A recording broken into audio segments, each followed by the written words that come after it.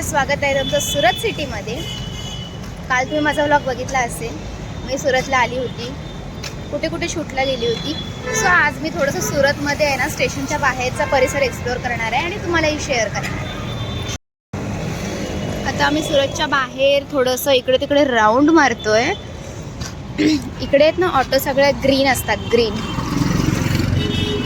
आपल्या मुंबईला कशा असतात, इकडे कलर वेगळा आहे। प्रत्येक सिटीमध्ये काहीतरी नाविन्य असलं पाहिजे ना, वेगळेपणा असला पाहिजे। त्यामुळे इकडे इतके लॉट्स ऑफ टेक्सटाईल मार्केट आहेत ना, म्हणजे तुम्ही कुठून पण घेऊ शकता बिझनेस करण्यासाठी कपडे।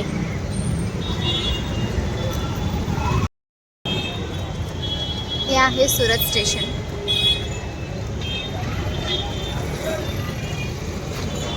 मला बेल्ट हवा होता, मुंबईवरून मी बेल्ट इकडे घेते।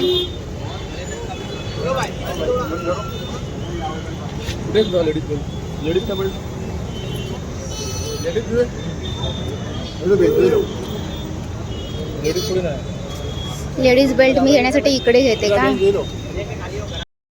मुंबईला राहून सुद्धा मी बेल्ट सुरत मधून घेतला, काय बोलायचं। कुठे गेला माझ्यासोबतचा? शोधते मी, हरवली वाटतं आणि मला तो भेटलेला आहे। आता सुरत स्टेशनच्या बाहेरचा बेकरी मी ट्राय करणार आहे। इथलं सगळं फूड मला खरंच नाही आवडलं आणि आता काहीतरी वेगळं ट्राय करतोय। बघूया, ट्राय करून आवडलं नाही ना, काजू कतरी सोडून काही घे। प्राइस बघ मग काय। आम्ही मगाशी एका ठिकाणी बिर्याणी खाल्ली आणि त्यातले दोन, म्हणजे मी नाही खाल्ली, लगेच आम्ही तिथे दुसऱ्या एका माणसाला दिली, आवडलीच नाही।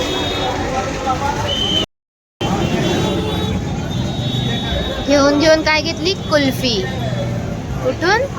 सुरत स्टेशनच्या बरोबर बाहेर। ती पण 40 रुपयाची, एवढीशी। आमच्या मुंबईला 10 रुपयाची मिळते।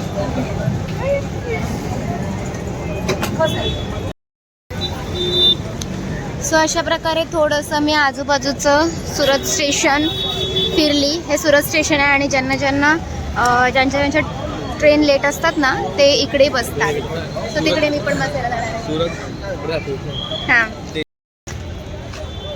सुरत नाही, सुरत is equal to Vimal. Tag करा विमल लवरला। सुरतला विमल खातात तेवढे पुढे खातात। आता तुम्ही हायवे जाल ना, तर मेट्रो, आपल्याकडे मेट्रोची बॅरिकेड असतात, ॲटलीस्ट आपल्याकडे कमी असतं, यांच्याकडे ते बॅरिकेड अख्खे चुकूनच येईल। ब्रँडिंग बघा कोणी केलंय। तर जिथे सुरत स्टेशनच्या बाहेर आहे ना, इथे सगळे आपापल्या ट्रेनची वाट बघत असतात। सिटिंग अरेंजमेंट आहे, एवढं मात्र चांगलं केलंय, हे आवडलं मला। सो फायनली थोडंफार मी सुरत सिटी आजूबाजूची फिरली, दाखवला आजूबाजूचा बॅकग्राऊंड कसा आहे। सो हा माझा सुरतचा ब्लॉग तुम्हाला आवडला तर लाईक करा, शेअर करा, सबस्क्राईब करा। भेटूया पुढच्या ब्लॉगमध्ये, तोपर्यंत धन्यवाद, बाय बाय।